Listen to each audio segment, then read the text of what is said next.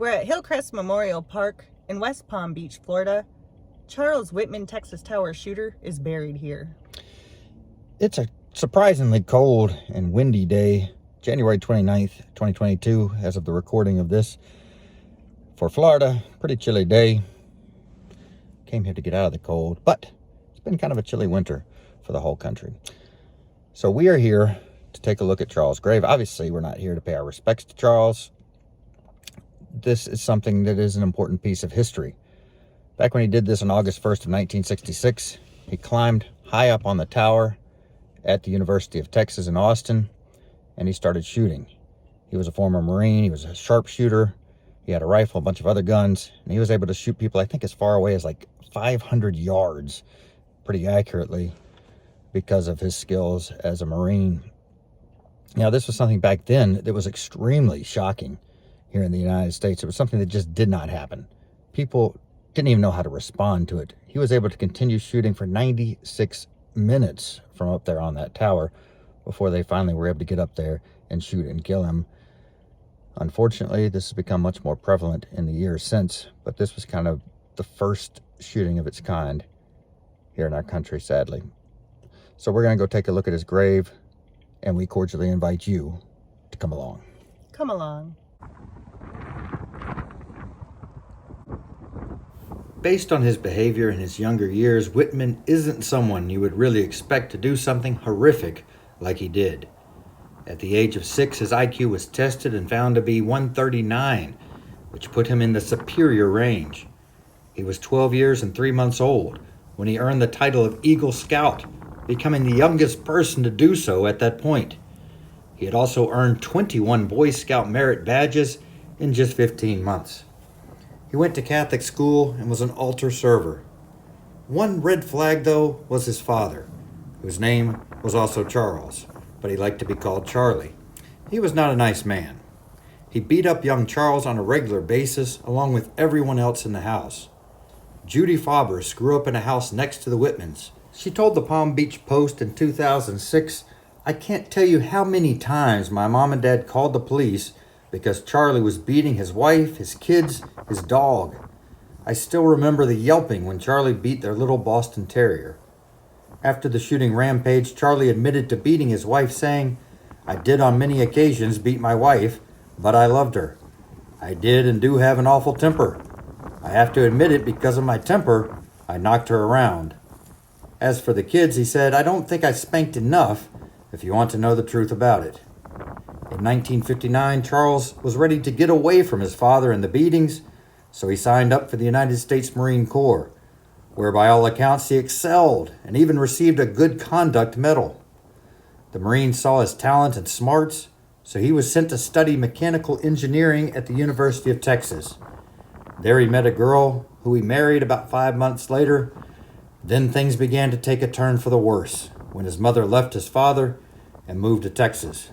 His grades took a tumble, and he lost his scholarship. He was having bad headaches and trouble sleeping. He was sent back to active duty, where things didn't go well there either. The Marines sent him home with an honorable discharge. At that point, he came back to the University of Texas, where he re-enrolled. By this point in time, his headaches were getting worse and more regular. He started meeting with doctors and psychiatrists. After his death, an autopsy was performed where a pecan-sized brain tumor was found, which would have more than likely killed him pretty quickly. Even with proper treatment, this type of tumor today only has around a 30% 2-year survival rate. On March 29th, 1966, he met with a doctor by the name of Maurice D. Heatley, who was a staff psychiatrist at UT Medical Center. The doctor wrote in his report after the meeting, "This massive muscular youth seemed to be oozing with hostility as he initiated the hour with the statement that something was happening to him and he didn't seem to be himself. He expressed himself as being very fond of his wife, but admitted that his tactics were similar to his father's. On 2 occasions, assaulted his wife physically. The real precipitation factor for this initial visit seemed to stem from the separation of his parents some 30 days ago. Although he identifies with his mother in the matter above, his real concern is with himself at the present time.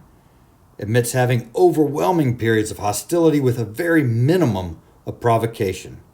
Vivid reference to thinking about going up on the tower with a deer rifle and start shooting people. No medication was given at this time. Just after midnight, the day he climbed the tower, he made a stop at his mother Margaret's house, where he killed her with a knife. He left a handwritten note by her bed saying, "To whom it may concern, I have just taken my mother's life. I'm very upset over having done it. However, I feel that if there is a heaven, she's definitely there now. I'm truly sorry. Let there be no doubt in your mind that I loved this woman with all of my heart." In a decision that is difficult to understand, she was buried next to him in a joint funeral 4 days after the murders. Each was given a proper Catholic Mass. Charles' casket was draped with an American flag, and some well-known politicians, including a couple of local mayors, carried his casket, while some successful businessmen were a part of the group who carried Margaret's.